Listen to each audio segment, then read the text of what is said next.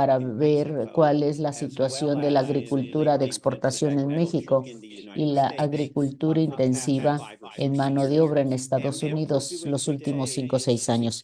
Lo que estamos haciendo hoy es empezar con recomendaciones para reformas en políticas en Estados Unidos Y luego Agustín continuará con las recomendaciones para mejorar las condiciones para los trabajadores que trabajan en la cuestión agrícola para exportación en México, los jornaleros en la agricultura de exportación. El programa H2H es un programa no migrante temporal creado en 1952 y relativamente era muy pequeño hasta la recuperación de la crisis o la recesión 2008-2009.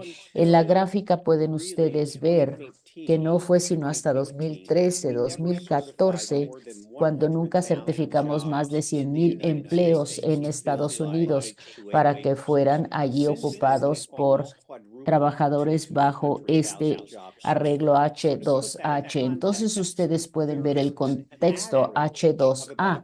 Estamos hablando de este contexto.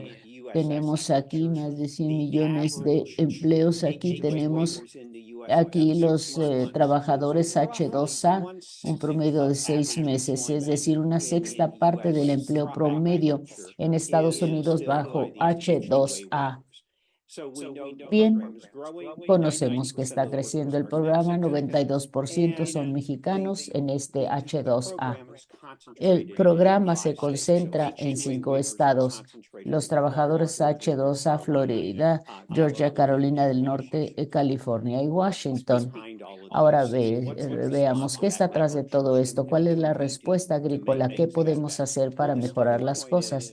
El punto de partida es que los costos laborales están aumentando a nivel agrícola mucho más rápido que otros empleos. Esto lleva a mecanización, más trabajadores H2A migrante. ¿Por qué entonces están aumentando estos costos de mano de obra? Sencillamente por la demanda de los trabajadores jornaleros agrícolas es algo estable, pero el suministro, la oferta de esos trabajadores, incluso no autorizados que ya viven en Estados Unidos, se está reduciendo. Ya dije que tenemos como 1.5 millones de trabajos promedio en Estados Unidos en este rubro, una persona que trabaja 6 meses y otra trabaja otros 6 meses. Y esto significa trabajo de todo un año, pero recordemos que son 2 trabajadores. Y si vemos en la agricultura, allí tenemos 2.5 millones de individuos únicos que llenan esos 1.5 millones de trabajos. Obviamente hay más trabajadores únicos cuando la tarea es muy temporal, por ejemplo, la pizca de manzanas, pero hay menos trabajadores involucrados cuando es en productos lácteos, cuando el trabajo allí dura todo el año.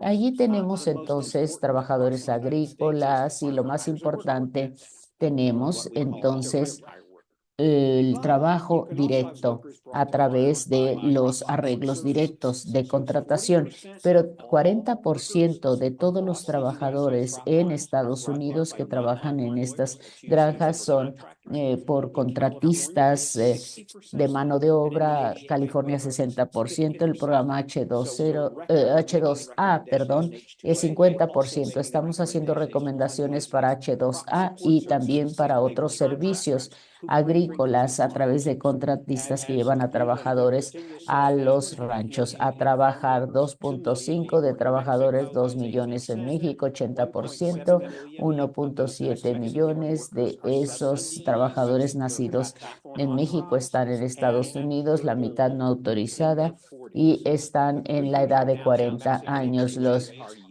400,000 mexicanos son más jóvenes, una década más jóvenes, y son más jóvenes y mejor educados y con mayor productividad. Piscan manzanas y berries y fresas mucho más rápidamente. Ellos ya viven en Estados Unidos. Tenemos mucha mecanización con todo esto, no solo máquinas cosechadoras, sino todo tipo de equipo que permite que los trabajadores hagan su trabajo más rápidamente. También trabajan en invernaderos, en viveros, etcétera. Y tenemos obviamente más trabajadores H2A y estamos importando más frutas y verduras. Todo esto está sucediendo simultáneamente y tenemos que ver producto por producto para ver qué sucede. Hay dos más de estas y luego quiero mostrarles fotos sobre los trabajadores agrícolas. Este sistema se tiene que entender como un tanquero en medio del océano, en alta mar. Pero en toda una vida puede uno moverlo un grado más cerca a la posición norte verdadera donde debe estar. Las tendencias que tienen que ver con este sistema de los 2020, aquí tenemos excepciones en la ley laboral, en la agricultura, y estas se han reducido. Creo que veremos esto posteriormente que está sucediendo en México. Entonces, el mercado laboral es algo cada vez más regulado. Salarios mínimos se aplican en la agricultura, tiempo extra también para trabajadores agrícolas en muchos estados. Tenemos el requerimiento de seguro de compensación en casos de lesiones o accidentes. Hay otros programas. Se trata de una combinación de leyes federales y estatales que se han deshecho de lo que antes era excepcionalismo agrícola. Tenemos también aquellos que son contratados por la granja donde trabajan. Ellos trabajan más horas, tienen solo un empleador y son niños que fueron más bien, sí, son hijos que estudiaron en Estados Unidos y no quieren el trabajo estacional o temporal de sus padres. ¿Y que vemos aquí? Más subcontratación. La entidad más importante finalmente son contratistas.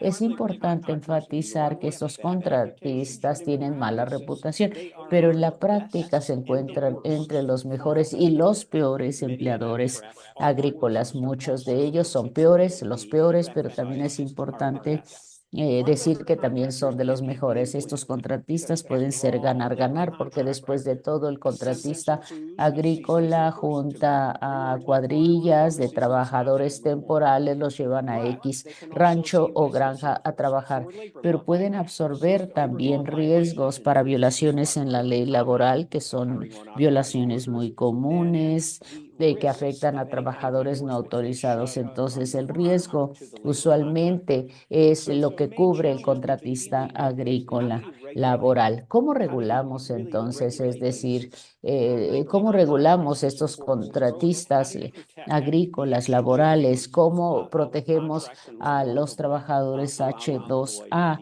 mientras que están trabajando en Estados Unidos? Las recomendaciones principales de este proyecto realmente son permitir que los empleadores se autodistingan, que incentiven y recompensen a los mejores empleadores y a los trabajadores H2A confiables. Es como un sistema de preverificación. Los que hacen un buen trabajo regresan y puedan tener un proceso más expedito para regresar el año entrante. Ahora bien, H2A, las cuadrillas con experiencia confiable, es decir, cuadrillas que vienen, que hacen trabajo de minería, que hacen trabajo en carreteras. Las personas llegan desde lugares remotos, reciben cierta capacitación en Texas, Colorado, y tenemos un número mínimo de empleados capacitados para hacer ese trabajo. ¿Podemos hacer algo así con la agricultura temporal o estacional? Tenemos diferentes programas. Se trata de programas de certificación que desarrollan protocolos, contratos laborales, empleadores que satisfacen el protocolo reciben la certificación y eso se convierte en conocimiento para los compradores y otras personas. Entonces estamos tratando de usar presiones de mercadotecnia para que ese supertanquero se acerque al cumplimiento de la ley laboral. Todo esto sucede simultáneamente. ¿Cómo integramos las tendencias hacia la mecanización, hacia más trabajadores H2A para que el sistema funcione? Importante tomar distancia en todo esto. Recordemos la primera presidencia de Trump. No hubo cambios ahí en el programa H2A. Se amplió, la Cámara aprobó la ley de modernización, pero no hubo cambios significativos aparte del crecimiento. El señor Biden hizo una serie de cambios al programa H2A, incluyendo tener uno de estos efectos adversarios en relación con salarios mínimos en comparación con tener diferentes efectos adversos. Hubo una serie de regulaciones también que lanzó Biden. Muchas de estas regulaciones, como ya dije, emitidas por el señor Biden, sin embargo, ya se revocaron por parte de los tribunales. La pregunta entonces será si Trump abandonará estos acuerdos o si regresarán o qué va a hacer Trump. Bueno, aquí tenemos tres cosas. ¿Qué es lo que se quiere? Que se congele la cuestión salarial o se modifique o se elimine. Quieren que haya trabajos todo el año como en productos lácteos y que estén abiertos para trabajadores H2A. Hay muchas discusiones sobre lo que están haciendo otros países, Australia y el Reino Unido, para cobrar también a los trabajadores temporales por su vivienda, si no completamente, sí en parte. Ahora bien, la meta de la política gubernamental debe ser ir retirando esta mecanización dentro de H2A. ¿Cuál es el futuro en todo esto? Si queremos que lleguen nuevos trabajadores a la agricultura estadounidense, probablemente vendrán de fuera de Estados Unidos y probablemente serán a través del programa H2A. Y lo que estamos compitiendo con lo que estamos compitiendo en muchos productos es si esto será máquinas para cosechar estos productos, también si la producción se cambiará a intramuros o si vendrán productos de otros países con salarios menores. Como antecedente, recuerden ustedes que la agricultura se divide en muchísimos sectores. Tenemos agricultura para cerdos, trigo, maíz, etcétera. Entonces, todo esto tiene que ver con esta mano de obra agrícola, tiene que ver con invernaderos, frutas, nueces, productos lácteos y verduras. Esos son algunos de los sectores que pagan más de 2/3 partes de los salarios agrícolas. Realmente no sabemos dónde es que los trabajadores contratados trabajan, pero pensamos que trabajan en frutas y verduras. Los contratistas deben incluir arreglos ganar-ganar para los dueños de los ranchos y los trabajadores agrícolas, también a través de una serie de trabajos para el trabajador temporal con un contratista para que se haga todo esto. El contratista se ha presentado como el intermediario bilingüe entre los empleadores y los trabajadores que no hablan el mismo idioma. No empezaron con los mexicanos, sino con trabajadores chinos en California, allá por los 1880, luego trabajadores japoneses, etcétera, etcétera. Y el surgimiento de intermediarios bilingües es importante, típicamente entre granjeros estadounidenses, rancheros estadounidenses y trabajadores migrantes. Los viveros y invernaderos no los incluimos mucho, pero es importante recordar que hay un monto significativo de dineros que se pagan a trabajadores empleados en viveros y cada vez más produciendo alimentos bajo cubierta, bajo techo, quiero decir. Esto es muy importante. Canadá y México tienen algo importante.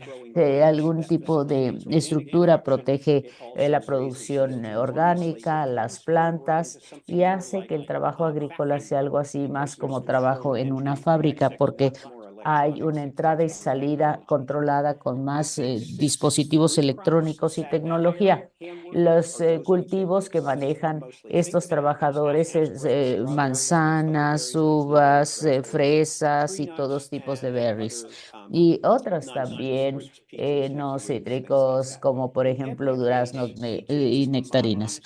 Cada uno de estos productos contrata 20, 30 mil trabajadores para tener la fuerza laboral total. Hay que duplicar todo esto, como ya les expliqué, y agregarle además los trabajadores traídos a Estados Unidos por contrato. No estamos hablando solo de 30 mil, sino que estamos hablando de 60,000 a 100,000 trabajadores agrícolas cuando consideramos que son trabajos temporales y necesitamos conjuntarlos para que trabajen todo el año. Y puede haber también trabajadores traídos a Estados Unidos por contrato laboral. La historia principal de todo esto es que hay un influjo enorme de mexicanos no autorizados. Esto ha sido de los 90 hasta los 2000. Muchos eran trabajadores agrícolas y trabajaban en cuestiones agrícolas, pero temporales. Sus niños nacieron en Estados Unidos y estos niños no están haciendo el trabajo que hacían sus padres a nivel agrícola. Entonces, ¿qué ha sucedido aquí? Ellos han tenido que cambiar al programa H2A, que tiene un efecto adverso que es salarios mínimos, y allí lo tenemos que ver cuál es el salario mínimo más bajo o más alto. En California es 20% más alto el salario, en otros estados sigue siendo 7.25 como salario mínimo. Y la tasa de efecto adverso es así de alta. Tenemos estos costos crecientes, tenemos esta fuerza laboral que se encoge, y también eso se ve a la máquina, a la maquinaria. ¿Cuánto se está considerando de todo esto? Recordemos que hemos mecanizado muchas cosas en la agricultura en Estados Unidos, muchísimos productos que dijimos que no se podían mecanizar, ya se mecanizan, y muchos del enfoque se da en la cosecha porque es lo que es más sensible al tiempo y también al clima mismo, pero también hay pre-cosecha y muchos de estos procesos, deshacerse de maleza, podar los árboles, todo eso ya está mecanizado mucho antes de la cosecha. Entonces, en muchos casos la mecanización requiere un cambio, y cómo está creciendo la planta y cómo se va a cosechar todo esto y cómo se va a manejar durante la cosecha. Ahora bien, hay esfuerzos, máquinas, prototipos para cosechar todo lo que posible se siembre, incluyendo hongos. Pero en muchos casos, en la mayoría de los casos, estas máquinas todavía no son tan eficientes como los pescadores. Entonces, las manzanas son el empleador más importante en Estados Unidos dentro de H2A y trabajadores Estados Unidos, porque esto se da en diferentes estados, incluyendo Washington, Michigan y Nueva York. Estoy hablando de las manzanas, y los robots producen exactamente lo que un ser humano. Si pensamos sobre el reto, a un ser humano puede piscar fresas, manzanas, no pero sabemos la eficiencia de los robots, pero no de la persona humana. ¿Cuántos puede una persona pescar? 95%. La máquina tiene que detectar, la máquina tiene que cortar el producto y luego colocarlo en una caja, suponiendo que el robot tiene 95% de eficiencia, entonces solo 81% en general, y una persona humana puede perder parte del producto. Entonces, esto es la pregunta. ¿Se puede continuar con esto? La mecanización ya existe. La pregunta es cuán rápidamente se va a mover la mecanización. Es decir, se trata de levantar las cajas con el producto y de llevarlas hacia un punto dentro del mismo rancho o granja. ¿Cómo reducimos el tiempo que un trabajador que ya cortó esas fresas o manzanas tiene que subir, bajar escaleras, puede andar con las cajas de fresas, por ejemplo, hacia donde debe colocarlas para que continúe el proceso? Entonces, eso se tiene que tomar en cuenta. ¿Cómo pueden los pescadores pescar más rápidamente? Cuando vemos el programa H2A, es un programa creciente, pero realmente se ha desacelerado debido a las nuevas regulaciones en la administración Biden, que elevaron los costos juntos con la tasa de efecto adverso de mayores salarios. Otra cosa que hay que recordar es que el Departamento del Trabajo maneja solicitudes de unos 15,000 empleadores.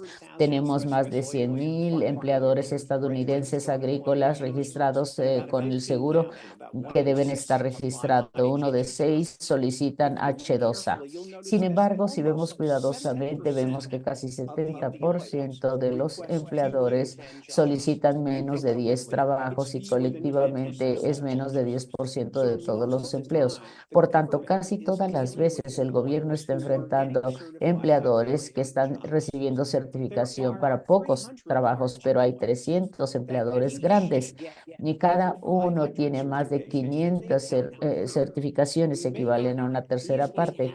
Fácilmente quizá no tengamos en el buen programa de certificación con todos los empleadores pequeños, ahí hay muchos abusos, pero debemos poder tener algún tipo de programa para los empleadores más grandes. Ese es el programa H2 es muy complejo, los empleadores tienen que firmar como 20 cláusulas antes de tener esto y muchos de los empleadores no leen todas estas cosas que prometen hacer para los trabajadores, vivienda, transporte, salarios, etcétera. Entonces, lo que sucede es de que H2A, si se hace correctamente, el costo es algo más elevado que trabajar con agrícolas estadounidenses. Entonces, ¿para qué usar H2A con extranjeros?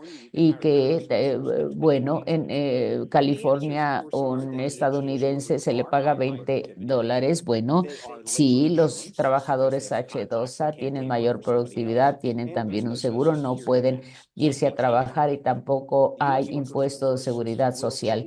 Y bueno, esto puede significar que también se les puede cambiar a estos trabajadores agrícolas con mayor facilidad. Entonces, sin embargo, ha habido una negociación de un acuerdo en los fines de los 90 que se llama Jobs, ahora se llama la Ley de Modernización de Trabajadores Agrícolas. Dijeron, el Congreso va a arreglarlo todo, pero eso no ha sucedido. ¿Qué se puede hacer entre todo esto? Esta es una preverificación TSA, de ahí viene esta idea, como cuando uno va al aeropuerto, ¿verdad? A subirse a un vuelo.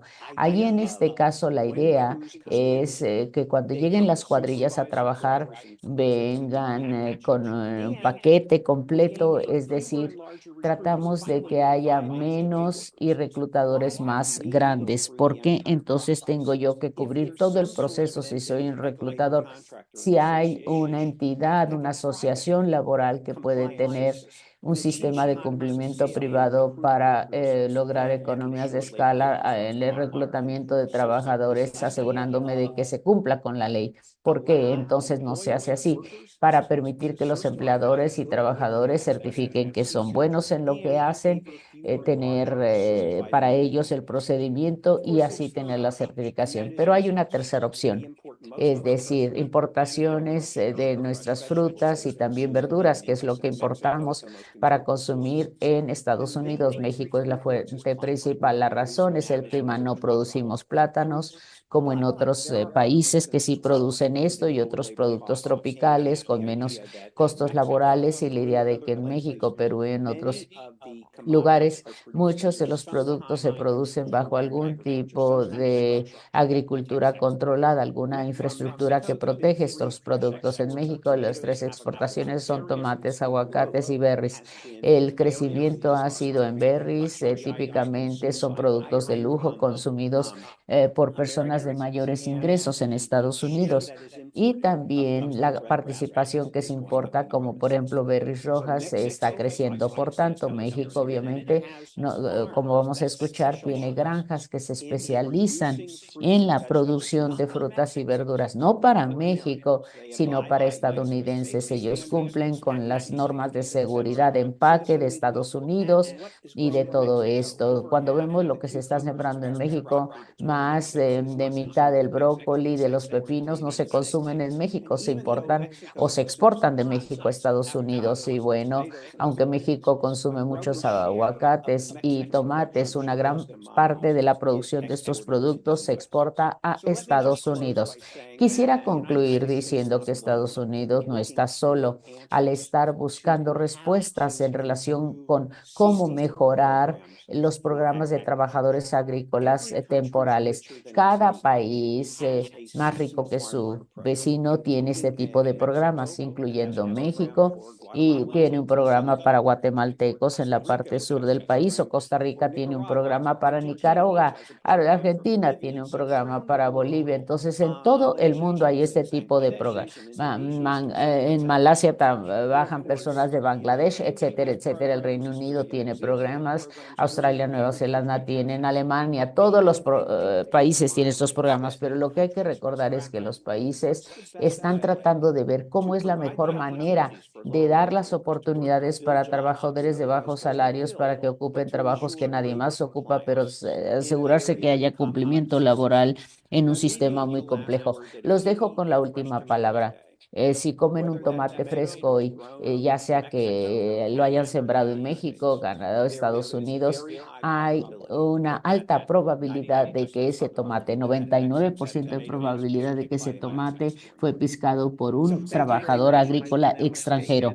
Muy bien, aquí me detengo, dejo de compartir mi pantalla y pasamos a Agustín, por favor. Sí, muchas gracias. Gracias. ¿Alguna pregunta? ¿Alguien que necesite que se aclare algo? No he recibido nada, pero muy bien, muy bien. Veamos. Maravilloso. Tendremos más tiempo para preguntas posteriormente a la presentación de Agustín Escobar Latapy. Sin más preámbulo, te cedo la palabra, Agustín. Muchas gracias. Aquí está.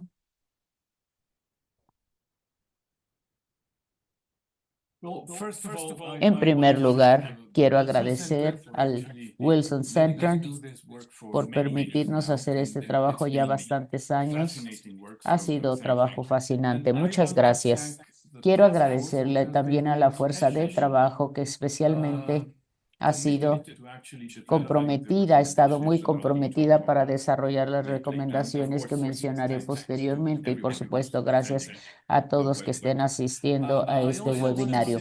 También quiero decir que cada recomendación que hemos elaborado está apoyada, respaldada por un documento técnico muy largo que no mencionaré en detalle, que está disponible para aquellos que se interesen en este webinario. Y estamos tratando de ver cuáles son los procedimientos que tenemos que emprender a fin de poder implementar las recomendaciones de las cuales estamos hablando.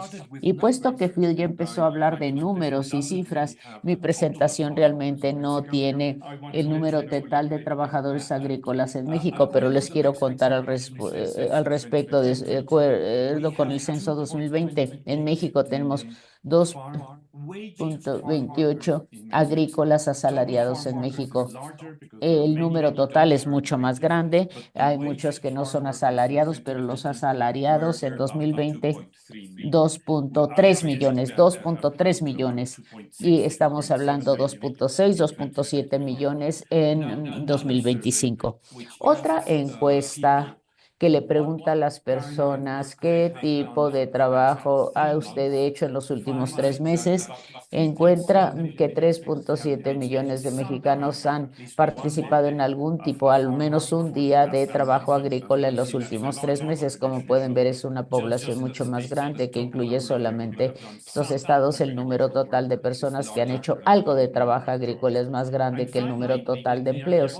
Y finalmente, en el sector agrícola, según el censo 2022, los empleadores reportaron 15.9 millones de contratos de un año. Esto significa contratos que duran, digamos, una semana, un día o todo un año, como ya dije, pero pueden ustedes ver que hay una enorme diferencia entre el número de personas que dicen que se ganan la vida de esta manera y el número total de contratos de los que estamos hablando. Ahora bien, en la agricultura de exportación no tenemos estos números, es mucho más pequeño, una cuarta parte del total. Estimo el empleo agrícola de exportación 650,000 a 700,000 trabajadores. 85% de ellos, de hecho, tienen seguridad social. Entonces, casi todos los trabajadores agrícolas de México con seguridad social trabajan en el sector de exportación. Y una cuestión final sobre H2A es que, disculpen, ¿estoy compartiendo mi pantalla o no? Sí. Una cuestión final. Todos los trabajadores H2A que van a Estados Unidos han sido capacitados y su umbral de productividad demandada por los trabajadores o por los patrones estadounidenses tiene que ver, cuando digo tendencia en México, capacitados en México, significa enseñarle a los trabajadores a ser muy productivos antes de que vayan a Estados Unidos. Eso quiero decir.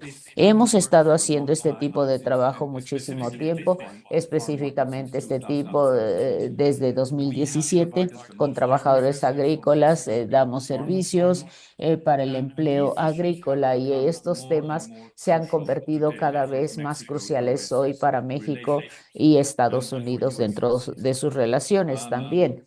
Y para este proyecto específicamente, el Centro Wilson y UC Davis invitaron a un grupo de personas interesadas para que estudiásemos lo que se había logrado en la agricultura, los retos que enfrentamos y también para ponerse de acuerdo en recomendaciones que mejoren el reclutamiento y las condiciones laborales para los trabajadores agrícolas mexicanos. Muy recientemente, hace unos 3 meses, el nuevo electo gobierno mexicano también anunció sus propios planes para trabajadores agrícolas.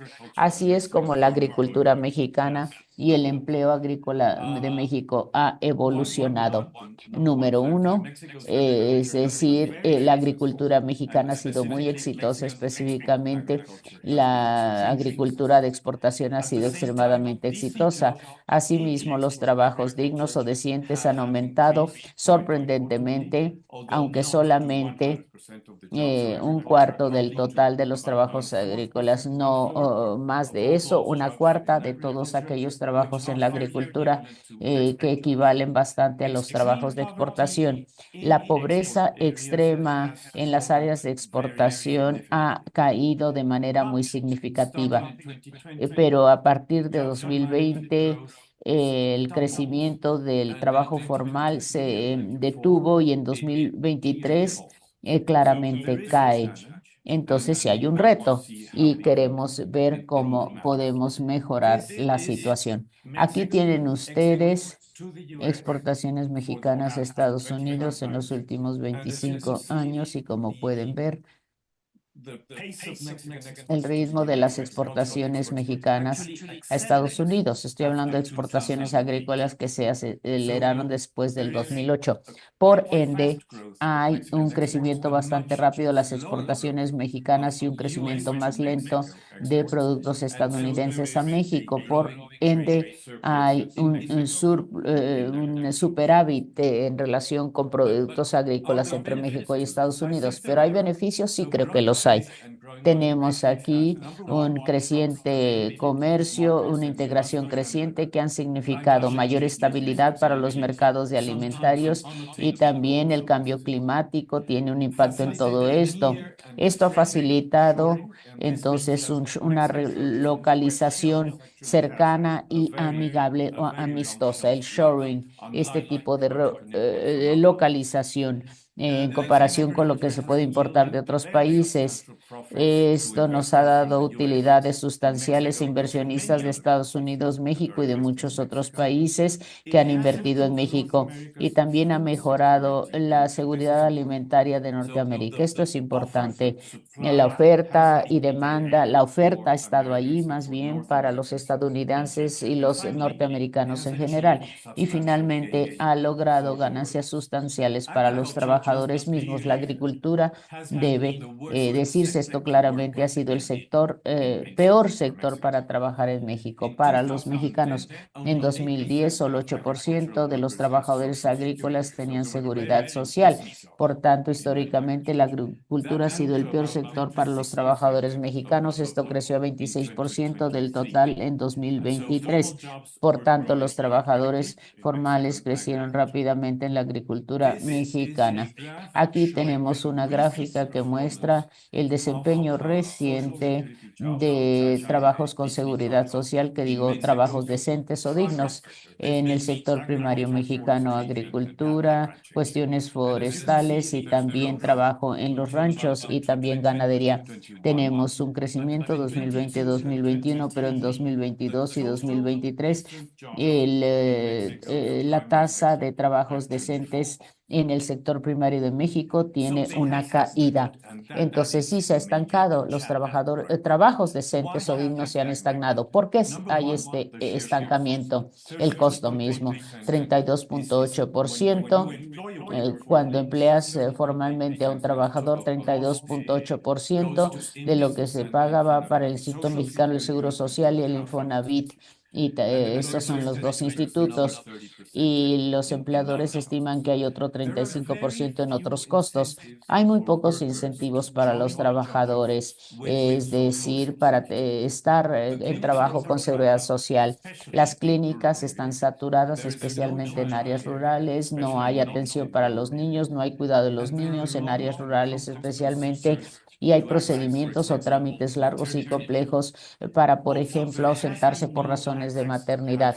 Tampoco ha habido acceso a ahorros para la vivienda durante mucho tiempo. Casi todos los contratistas agrícolas en México emplean a los trabajadores informalmente, y en 2023-2024 el dólar cayó en relación con el peso, lo cual significa que las exportaciones fueron más baratas y los márgenes de utilidad entonces aumentaron, y estamos hablando de 27 de 32 estados mexicanos que pagaban salarios agrícolas debajo del mínimo. ¿Qué pasó? Como 20% de los salarios aumentaron 2019 a 2024, pero ahora se ha desacelerado esto de los salarios. Esto significa que en 27 estados mexicanos los trabajadores agrícolas estaban ganando por debajo del salario mínimo para trabajador agrícola. Esta es una situación muy grave.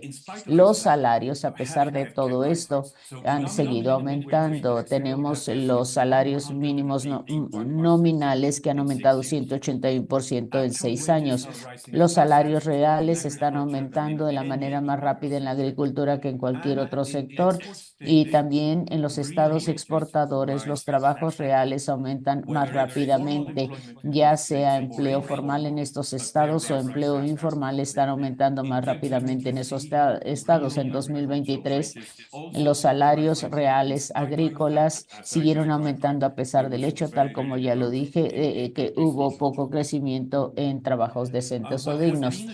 Lo que también se ha logrado a largo plazo es que en los municipios exportadores la pobreza extrema, estas son las barras en rojo que ven ustedes aquí, esta pobreza extrema ha caído más rápidamente que en México en general. Hay algunas excepciones, los de la derecha de la gráfica, pero en casi todos estos municipios la pobreza cae muy, muy rápidamente. Esto es algo que la agricultura de exportación ha hecho para México. Sin embargo, hay desventajas en todo esto. Por ejemplo, México, aquí tenemos los trabajadores menores de edad, trabajadores agrícolas. Entonces, el impacto social, los trabajadores menores, donde aquí los tenemos, el número de trabajadores menores está aumentando. No está aumentando en los estados exportadores, y puedo hablar más sobre esto en las preguntas y respuestas. Ahora bien, con Temec, pronto estaremos enfrentando, no sabemos si es el próximo año, este año, pronto estaremos enfrentando una renegociación, es lo que dice renegociación, muy bien. Y entonces aquí tenemos los exportadores mexicanos, para que les vaya bien, tienen que mostrar que son empleadores éticos y que ayudan a reducir la inmigración. Esto no es algo solo bueno para los exportadores, sino que es un mandato dentro del TEMEC, la ley del TEMEC o los acuerdos o el acuerdo del TEMEC. Y también México debe mostrar avance en la erradicación de mano de obra infantil, mano de obra forzada y también mano de obra informal. Tenemos un primer conjunto de recomendaciones. La primera recomendación tiene que ver con reclutamiento y continuidad de empleo. ¿Cómo podemos mejorar todo esto? Recomendamos que el gobierno fortalezca los protocolos de reclutamiento éticos y la seguridad para trabajadores que van en tránsito desde sus lugares de origen a regiones de exportación. Hay muchos actores que pueden colaborar aquí, incluyendo una serie de las organizaciones en nuestra fuerza de trabajo. Dos, educar a los trabajadores en relación con sus derechos y proporcionar números telefónicos 800 para que puedan ellos reportar anomalías. Tres, recomendar que el Instituto Instituto Nacional de Migración, el INM, mejore los protocolos relacionados como detienen e inspeccionan los autobuses que van de México hacia el sur y también el viaje de exportación. Los detienen, sacan a los trabajadores mexicanos del autobús porque no tienen la documentación correcta. Se les debe dar a los trabajadores la documentación correcta para que tengan un viaje seguro y puedan entonces obtener un trabajo formal. También recomendamos que el Sistema Nacional de Empleo o los grupos de empleadores coordinen el empleo en los destinos para los trabajadores, proporcionando continuidad en el trabajo. Tiene que ver con tener trabajo una semana y luego estar desempleado. Esto no es la norma que recomendamos, sino que haya continuidad laboral. Y finalmente, mejorar la información disponible para los trabajadores mexicanos en relación con canales de reclutamiento legítimo para H2A y los números 800 para quejas laborales potenciales. Encontramos que hay muchísimos fraudes y muchísimos trabajadores mexicanos pasan $800 o montos similares para personas que les prometen trabajos H2A, pero nunca se los entregan, nunca cumplen. Un segundo conjunto de recomendaciones tiene que ver con servicios y beneficios que hacen la formalidad atractiva para los trabajadores. Número uno, los gobiernos municipales reciben fondos federales para la infraestructura social. Esto es algo que está sucediendo siempre. Pensamos trabajar con ellos para dirigir estos fondos para centros de atención a la niñez, infraestructura social urbana en los lugares donde los trabajadores agrícolas hacen sus actividades, no para la clase media, sino directamente para áreas en municipios donde hay trabajadores agrícolas. De manera muy cuidadosa también, el Instituto de Desarrollo de la Familia en México está desarrollando un gran número de centros para la niñez. Hemos trabajado con ellos, pensamos continuar trabajando con ellos para enfocar las áreas de inmigración, especialmente en relación con trabajadores agrícolas y servicios que los trabajadores y los empleadores pagan a través del Instituto de Seguridad Social. Pues estos servicios se deben ampliar. Esa es la recomendación, ampliar estos servicios para el IMSS. Y luego que los trabajadores ahorren a través del Instituto para la Vivienda, a través del Infonavit. Esto tiene que ver con lo que ellos pagan. El acceso a estos ahorros se debe mejorar. Esto es algo que el gobierno acaba de prometer. Por tanto, queremos seguir monitoreando todo esto. Y finalmente descubrimos que el acceso por parte de trabajadores agrícolas indígenas, personas que son dueñas de la tierra, que trabajan en la tierra, en relación con subsidios federales es bastante bueno, pero el acceso por parte de las familias de los trabajadores agrícolas, indígenas o no, a estos subsidios es bastante malo este acceso. Sugerimos entonces que mejoren el acceso por parte de los trabajadores agrícolas a estos subsidios. Y el último conjunto de recomendaciones es una mejora en todo el sector, es decir, mejoras transversales. Eso es lo que estamos recomendando. Número uno, lo que llamamos un campo de juego nivelado, parejo. Es decir, si solamente nos enfocamos en los trabajadores de exportación para la inspección, lo que estamos haciendo es que realmente estamos favoreciendo solamente a los empleadores delincuentes a poder pasar sus productos con trucos a los canales de exportación con mayores utilidades, pero lo que estamos haciendo es favorecer a los empleadores delincuentes en el mercado de exportación. Pensamos que todo mundo debe estar sujeto a las mismas condiciones para el empleo en el sector agrícola. Número dos, sistemas dirigidos por la industria para mejorar la gestión laboral ética. De esto nos hemos dado cuenta. ¿Y por qué hablamos de estos sistemas dirigidos por la industria? Porque es importante que mejoren esta gestión laboral ética. Ellos han tenido avances significativos y esperamos que continúen teniendo estos avances significativos. Y esto es algo que es sumamente importante, especialmente bajo las negociaciones TEMEC. Ya cubren una participación significativa de las exportaciones y finalmente la democracia laboral que empezó como una reforma en 2000 2019 es algo bien recibido y debe continuar creciendo y expandiéndose. Queremos nosotros, a través de nuestro proyecto Inforname, seguir contribuyendo a esta democracia laboral. Hay tres maneras en que podemos colaborar. Primero, podemos colaborar internamente. Los miembros de la fuerza de trabajo están de acuerdo con hacer una o varias cosas dentro de esta fuerza de trabajo. Tenemos sindicatos laborales que pueden colaborar con los empleadores para mejorar las leyes laborales. En segundo, la fuerza de trabajo puede y participará en las organizaciones en la comunidad de aprendizaje. Es decir, ¿qué es esta comunidad de aprendizaje? Es una serie de asociaciones que trabajan para mejorar las condiciones laborales y de vida en la agricultura mexicana. Y finalmente, la colaboración puede mejorar con el gobierno mexicano y el otro lado de la frontera a nivel interfronterizo. Específicamente, la colaboración privada-pública, pienso yo que es algo que puede ser muy positivo porque el gobierno mexicano recientemente anunció una serie de iniciativas muy positivas para los trabajadores agrícolas. Están anunciando educación, estancias para los niños, vivienda para trabajadores bajos ingresos, una estrategia íntegra para los trabajadores agrícolas y una alianza con la industria antes de las negociaciones TEMEC. Hay mucha alineación con lo que estamos recomendando y lo que el gobierno está planeando. Lo que estamos sugiriendo en este caso es que tengamos un diálogo privado-público muy constructivo en el futuro cercano. Es todo. Ustedes pueden ver nuestra página en la red para ver lo que estamos haciendo. Muchísimas gracias. Gracias a ustedes dos. Muy bien.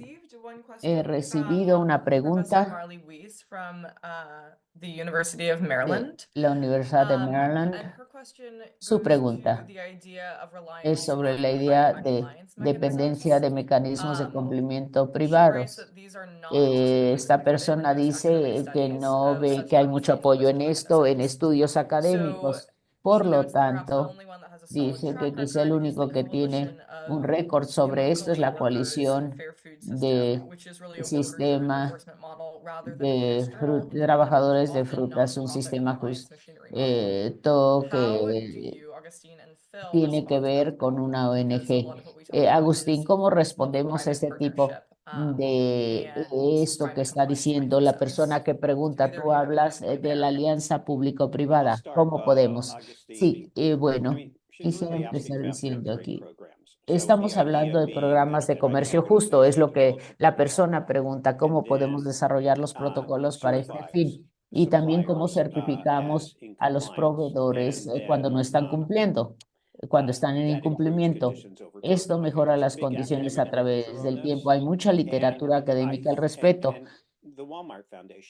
En la Fundación Walmart, que apoya este proyecto del Centro Wilson, hace estas cosas también, pero la idea básica es la siguiente. Los sistemas de cumplimiento privado son sistemas que ayudan, pero no son toda la respuesta. Pienso que esto será cierto casi en cualquier tipo de sistema, incluso el gubernamental. Si pensamos del sistema laboral como un supertanquero en el mar, hay que hacer que avance en la dirección correcta. Un sindicato con la contratación colectiva, con sus negociaciones de contratación, puede promover esta industria dentro de una dirección laboral de cumplimiento. Es lo que se hace en estas negociaciones contractuales. Ahora bien, la coalición de trabajadores y muchas otras organizaciones pues brincan al agricultor, van directamente al comprador y desarrollan un grupo de protocolo de compradores. Y dice, si alguien quiere venderle a estos compradores, tienen que cumplir con todo esto, con sus productos. Por lo tanto, pienso que nuestro proyecto tiene una base empírica. ¿qué está sucediendo realmente en el mercado agrícola? Pienso que las recomendaciones a las que llegamos son aquellas que mejoran las cosas para todos los involucrados, trabajadores agrícolas, empleadores, especialmente los que cumplen, los que tienen ese campo de juego parejo, los consumidores también que saben cuáles son las condiciones bajo estas reglas. No hemos elaborado ninguna fórmula mágica que diga si terminas, es decir, si sigues estas recomendaciones, todo será genial y maravilloso. Pero lo que hemos hecho, sin embargo, es que hemos hecho que ese supertanquero se aleje un poco y avance un poco más hacia un sistema laboral agrícola de mayor cumplimiento que podemos apoyar, que podemos decir, esta no es de las peores cosas que tenemos en nuestra sociedad, sino que se trata de un mercado laboral que ofrece buenos trabajadores para los trabajadores agrícolas. No pienso que haya ningún sistema de cumplimiento que tome lo que históricamente ha sido una lección y lo transforme en algo grandioso, pero lo que sí podemos hacer y lo que de hecho hemos hecho es que hacemos que ese tanquero avance en la dirección correcta. A ver, adelante. Sí, gracias, Phil.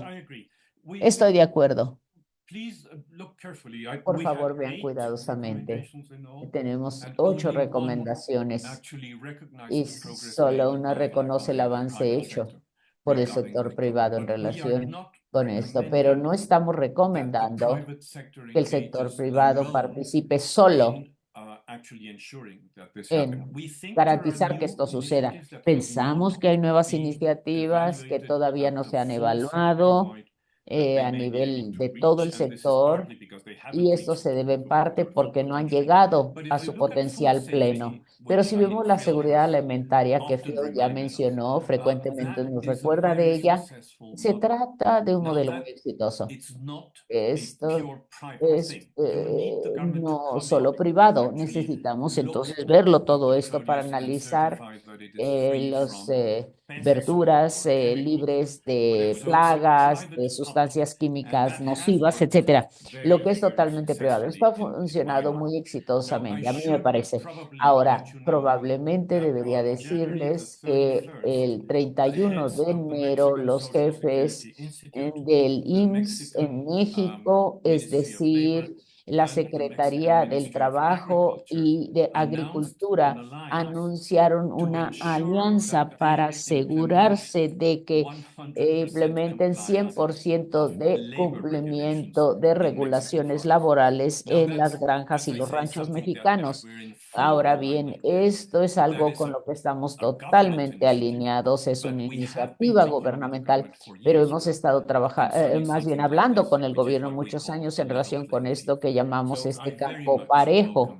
Y saludo mucho todo esto que está sucediendo. Lo apoyo. Hay muchas inspecciones que se están desarrollando en México, no de acuerdo con los estándares. Por ejemplo, hay muchísimas equiparaciones en los registros electrónicos para ver que realmente los que están prometiendo trabajos decentes lo están haciendo. Lo que decimos que se tiene que hacer con todas las demás empresas, no solo con los exportadores en México. Gracias, Agustín y Phil. Bueno, sobre esto, algo que siempre está en el trasfondo de estas discusiones.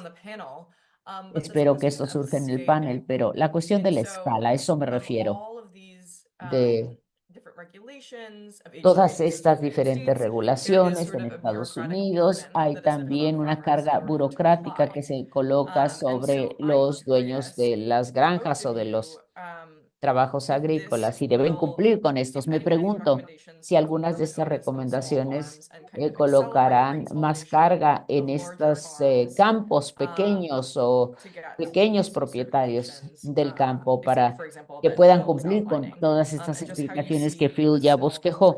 ¿Y cuál es lo que ustedes ven en relación con los granjeros pequeños y los grandes? Bueno, es una pregunta más grande que este proyecto mismo, pero recordemos que si toda sociedad empezó teniendo casi a toda su gente y sus trabajadores empleados en la agricultura, y esto causó muchísimo del desarrollo porque menos personas son utilizadas en la agricultura pequeña y muchas más personas en la agricultura grande. Esto es cierto en Estados Unidos, México. Al aumentar el ingreso, la gente sale de la agricultura, la abandona. Entonces, esta es la historia de la agricultura. Hay muchísimos ranchos pequeños. 100,000 de los 200,000 en Estados Unidos equivalen al 70% de la producción agrícola. Estoy seguro que el sistema en México es muy similar. Hay muchísimos ranchos o campos de subsistencia y los demás son los grandes, pero son muchos menos quienes están dando trabajo a estos trabajadores agrícolas. Podríamos diseñar un sistema que fuese fácil para los pequeños productores, para que lo usen y que protejan totalmente los derechos de los trabajadores agrícolas. Esto no significa que no vamos a tener a los pequeños productores, hay unos que tratan muy bien a sus trabajadores, pero en general muchos pequeños productores no son muy rentables y como dicen los sindicatos, es muy difícil sacar sangre de una piedra, ¿verdad? Entonces, ¿cómo podemos tener buenos salarios y buenas condiciones de trabajo en muchos sistemas donde los mismos pequeños productores están luchando y no siempre tienen los mejores incentivos para recortar costos? El ejemplo que usualmente utilizo es la aplicación de pesticidas. Puesto que he trabajado en la agricultura. Allá en los 1970s hubo muchos pequeños productores que ellos mismos aplicaban los pesticidas. Las regulaciones eran mucho menos estrictas. Bueno, necesariamente no usaban el equipo, la vestimenta necesaria, no seguían los protocolos estos pequeños productores. El gobierno hizo que la aplicación de pesticidas y sustancias químicas fuese algo mucho más complejo y se desarrolló toda una industria alrededor de esto. Algunos productores siguen aplicando los pesticidas, pero esta es una cosa que usualmente otros subcontratan para que alguien lo haga por ellos. Pero esto significa que estas personas subcontratadas tienen equipo de seguridad, el equipo es más moderno, tienen el personal que aplica el pesticida. Necesariamente no es algo malo. Es decir, si la complejidad lleva a la subcontratación en la cuestión de la mano de obra, si es algo complejo, porque un productor que solo necesita 8 o 10 trabajadores debe aprender todas esas cosas? Si hay una entidad que puede hacer ese trabajo por un honorario relativamente bajo, puede proporcionar estos trabajadores. Entonces, no necesariamente quiero decir eso, porque las personas hablan de la idea de dónde colocar los pequeños productores, los estás dejando sin trabajo en la bancarrota. En primer lugar, se están quedando sin trabajo. Y en segundo lugar, debemos mantener a las personas en el negocio si la única manera que pueden estar en ese negocio es no cumpliendo con las leyes sobre cuestiones sustancias químicas, pesticidas u otras leyes laborales. Tenemos que ver todo esto, tenemos que hacer una concesión entre lo malo y lo bueno, pues obviamente escogemos lo bueno, pero ¿qué pasa si no tenemos lo bueno y lo malo, sino lo regular y lo peor? ¿Cómo incentivamos a la gente Thank you, para Phil. llegar al And punto thank you donde as queremos que lleguen? moderator for Gracias, allowing Phil. us to sort of Y debate como moderadora, mi instead of papel es presenting obviamente, the soy la common defensora questions. del diablo.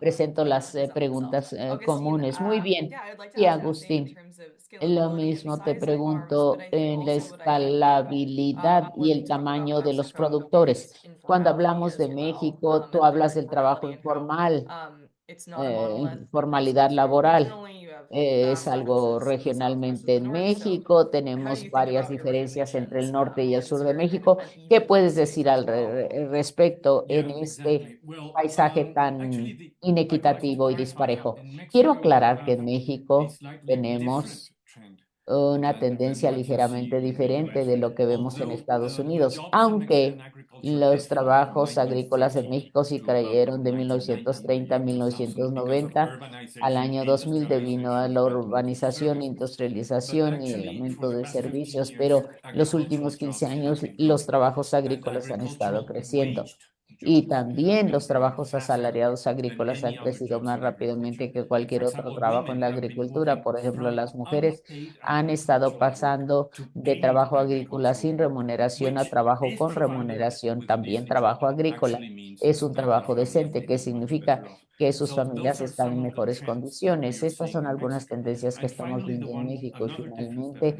tenemos otra diferencia que veo también, es decir, que los pequeños productores en México realmente no sé si les va bien o no, pero sí han estado creciendo los últimos 20 años. Eso sí sé. Entonces tenemos más pequeños productores de exportación que hace 20 años.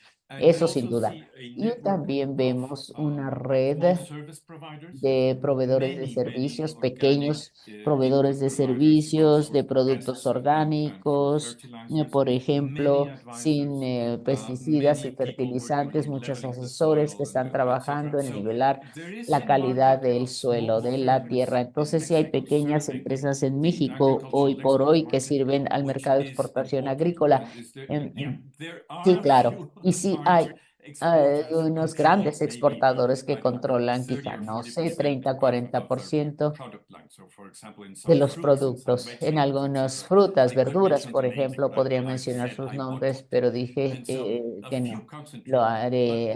Sí hay algo de concentración, pero frecuentemente estamos hablando de pequeños productores, cientos de ellos. Ese es un reto, asegurarnos que lleguemos, alcancemos esos pequeños productores, pequeños proveedores, quiero decir, para las regulaciones. Esto tiene que ver con iniciativas que se están dando en esta fuerza de trabajo por parte de algunos de los miembros de la misma para asegurarnos que podamos ampliar la cobertura de los mecanismos a través de los cuales por lo menos estaremos alentando, quizá verificando, inspeccionando y asegurándonos que las trabajadoras, más bien las condiciones laborales sean decentes. Gracias, Agustín. Antes de nuestra pausa de 10 minutos, quería presentar un comentario enviado por un miembro de la fuerza de trabajo hablando de este enfoque multiramificación o multiramificado, también con la participación de los sindicatos. Peter,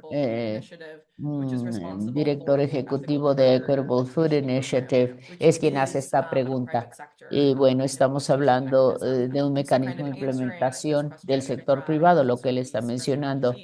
Sí, también profesor Luis, Peter escribe que la literatura apoya típicamente solo un programa CIW como las formas, las únicas formas legítimas, y también reconoce que estos programas llegan a menos de 1% de la población de trabajadores agrícolas. ¿Cuáles son las condiciones para el otro 99%, aparte de las certificaciones? Esto es solo para que tengamos algo en qué pensar. Bueno, es una pregunta de alguien de la fuerza de trabajo y con gusto escuchamos comentarios. Pueden ustedes seguirlo comentando.